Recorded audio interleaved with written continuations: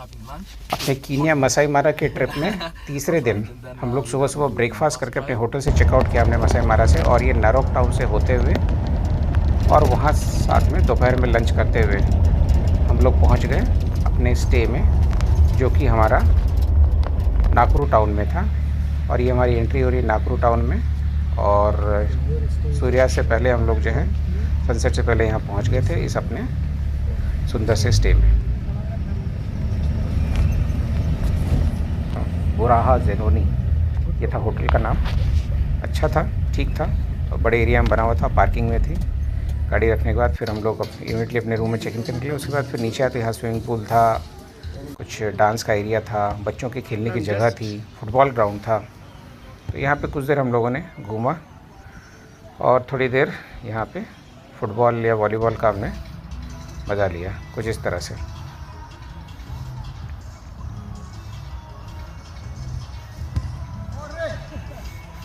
और यहाँ पर रेकी म्यूज़िक प्ले किया जा रहा था, तो थोड़ा इस पर भी डांस कर लिया।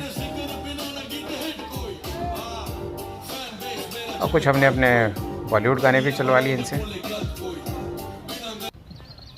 और फिर अगले दिन सुबह ही हम लोग निकल गए हम लेक नाकरू के लिए। एंट्री गेट टिकट हमारा ऑलरेडी सफारी पास में इंक्लूडेड थे। कुछ पी फाउल्स में दिखे रास्ते में। यहाँ पे सफारी से उतरना मना है, क्योंकि यहाँ झाड़ियाँ ऊंची ऊंची हैं और कहीं से भी जानवर, प्रेडेटर जानवर जो हमला कर सकते हैं। तो अब जो इस सफारी में हम निकले थे, तो ये लेक नाकरू जो है एक बड़ा एरिया में फैला हुआ लेक है, जो लगभग 68 स्क्वायर किलोमीटर में है। तो ये जाने के रास्ते में आप देखेंगे कि लेक हमारा शुरू हो जाता है, और देखेंगे बहुत सारे पेड़ इस तरफ पानी में डूबे हुए हैं। तो ये 2010 में ऐसा हुआ कि जब क्लाइमेट चेंज की वजह से अचानक इस लेक का एरिया जो है लगभग 30-35% बढ़ गया, जिससे आसपास की ज़मीन डूब गई, ये पेड़ डूब गए, कई सारे फार्म, कई सारी ज़मीन इसमें चली गई। ये इसलिए हुआ शायद क्लाइमेट चेंज की वजह से, और कुछ कि पानी यहाँ से निकल नहीं पा रहा था और इकट्ठा होता जा रहा था, और ये इसमें धीरे धीरे नमक बढ़ता जा रहा था। ये लेक जो है सॉल्टी होता जा रहा था। और इस तरह से फिर देखिए हम लोग कई गाड़ियाँ पीछे होते हुए हम लोग चले यहाँ से, और थोड़ा सा संकरा रास्ता था इस लेक के ऊपर से होते हुए। और आगे फिर हम आपको दिखाएंगे कि कैसे जो है जब हम इस लेक के ऊपर से गुजर रहे थे, तो लेफ़्ट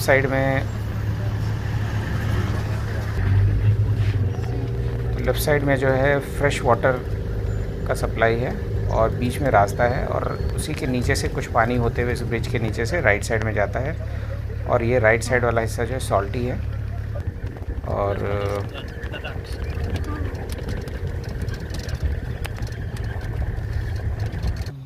ये आप देख सकते हैं कि यहाँ फ्रेश वाटर जो है आके यहाँ से इधर लेफ्ट से आते हुए इधर राइट में इधर मिल रहा है सॉल्टी एरिया में।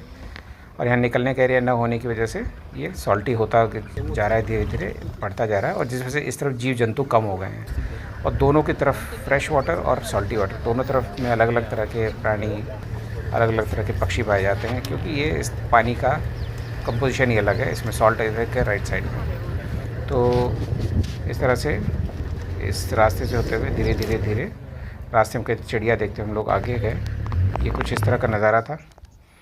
और फिर एक जगह बड़ा ही कुछ इंटरेस्टिंग हमें देखने के लिए मिला। ये देखिए कि 6-7 फ़ोटोज़ में हमने कैसे एक बर्ड को देखा जिसने मछली पकड़ी थी, फिर उसे धीरे से नीचे गिराया, और नीचे गिरने के बाद वो फिर जब पानी में गिरा तो वहाँ एक पेलिकन इंतज़ार कर रहा था, और वो उस फिश को लेके खा गया। तो शायद इसने अपने दोस्त के लिए ये किया, इस पक्षी ने पेलिकन के लिए। कुछ फ्लेमिंगोज़ भी दिखे जिसको हमने शूट किया, लेकिन सॉल्टी वाटर की वजह से हमें पता चला कि फ्लेमिंगोज़ की संख्या काफ़ी कम हो गई है। वॉर्टहॉग, फिर इसको क्रॉस करने के बाद जब हम गए तो लेफ़्ट साइड में और राइट साइड में कई बहुत सारे हिरण के ऐसे ग्रुप घूम रहे थे, और काफ़ी हरियाली थी।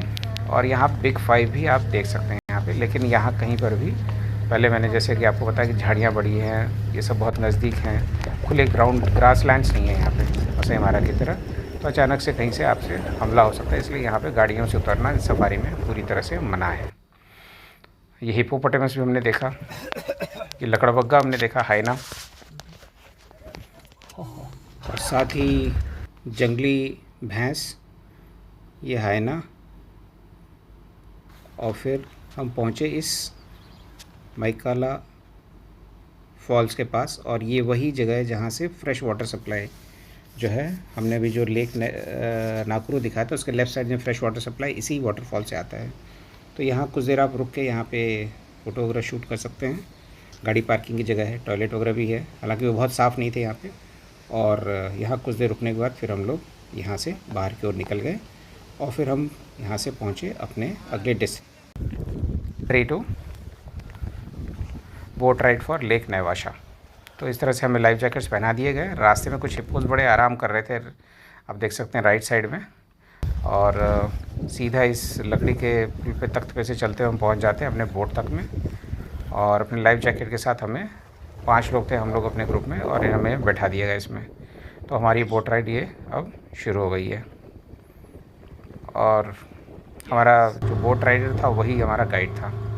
तो यहाँ से हमें लेते गया, हमें कुछ दूर पे दिखा कुछ एरियाज़ वैसे बने हुए थे जहाँ पे कि अलग अलग एरिया से लोग बोट पकड़ रहे थे और आ रहे थे। तो अलग अलग एंट्री पॉइंट्स है इस बोट राइड लेने के लिए। और फिर ये हमें ले गया हमारा बोट राइड जो है क्रेसेंट आइलैंड तक। ये क्रेसेंट आइलैंड बड़ा ही इंटरेस्टिंग चीज़ है कि यहाँ पे क्रेसेंट आइलैंड जो है प्राइवेटली ओन्ड है किसी स्पेनिश नेशनल के द्वारा। इस पर भी बहुत तरह तरह के जानवर पाए जाते हैं। शायद हमारे गाइड के हिसाब से यहाँ पे लायन और चीता को छोड़ के बाकी सारे एनिमल्स यहाँ के आपको दिखने मिलते हैं। इस पर आप उतर तो नहीं सकते क्योंकि ये प्राइवेट आइलैंड है, लेकिन इसके चारों तरफ आप घूम सकते हैं। सब तरह के बर्ड्स, कई तरह के जानवर, हिपोपोटेमस, कुछ इस तरह की चीज़ें आपको दिख सकती हैं। वल्चर्स, ये सब हमें यहाँ पे दिखे। और देखिए ये बड़ा ही सुंदर दृश्य। यहाँ भी जगह जगह पेड़ इसी तरह से डूबे हुए थे जैसा हमने लेक नाखुर के पास देखा था। कुछ ऐसा ही यहाँ पे था नज़ारा आइलैंड के चारों तरफ। एक क्रेसेंट शेप में आइलैंड है, मून शेप में, जिसकी वजह से इसका नाम ऐसा पड़ा है। और इसे उतरने की आपको पहले मैंने बताया कि यहाँ उतरने की आपको अनुमति नहीं है, आप इस पर नहीं उतर सकते इस आइलैंड पर। तो इसके चारों तरफ से बहुत ही नज़दीक से हमें बोट राइड करवा के ले गया ये। और हमें रास्ते में ये कुछ पेलिकन बर्ड्स भी दिखे हमें। और हमें रास्ते में कुछ ये हिप्पोस क्रॉस करते हुए दिखे। इनको देख के तो हमने कुछ वीडियोस देखे थे यूट्यूब पे, जहाँ हमने देखा था इन्होंने टूरिस्ट के बोट के पीछे पड़ गए और उन पर हमला करने की कोशिश की, जहाँ तेज़ी से बोट को भगाना पड़ा है उस बोट राइडर को या गाइड को। तो पानी में कहाँ छिपे हुए हिप्पोस में पता नहीं है, लेकिन तब हमारे गाइड ने हमें ये बताया कि हिप्पोस जो है पूरी तरह पानी में नहीं रह सकते हैं। तो वो पानी में तैरते उतनी ही गहराई तक रहते हैं जहाँ तक कि वो थोड़ी थोड़ी देर में अपना सर बाहर निकाल के थोड़ा सा सांस ले सकें। तो ये बहुत गहराई तक नहीं जा सकते, ये किनारे तक ही रहते हैं और वहीं तक पानी में जाते हैं जहाँ पर कि सर अपने को बाहर निकाल के सांस ले सकें। तो इन हिप्पोस को हमने देखा वहाँ जाते हुए आइलैंड तक, तो हमें बड़ी राहत मिली। नहीं तो हमें लगा पता नहीं कहाँ से हिप्पो बोट के पास से निकल आया और फिर हमारे पीछे पड़ जाए, और इसकी स्पीड बहुत तेज़ होती है। तो हमने कुछ शूट्स लिए, जैसे किंगफिशर है, वल्चर्स हैं, ये डियर हैं, फिर एक और ये किंगफिशर हैं, बर्ड्स का बड़ा सा ग्रुप है, पेलिकन्स हैं। तो ये सब फ़ोटोशूट हमने किए अपने DSLR की हेल्प से। तो बहुत ही फ़ोटोज़ बढ़िया हैं। ये किंगफिशर फ़िश के साथ कुछ और एक फ़िश, एक और किंगफिशर। तो लास्ट में हम एक गुड बाय और लंच कहते हैं अपने गाइड के साथ। उसने हमें नैरोबी ड्रॉप कर दिया और बहुत ही ट्रिप यादगार रहा।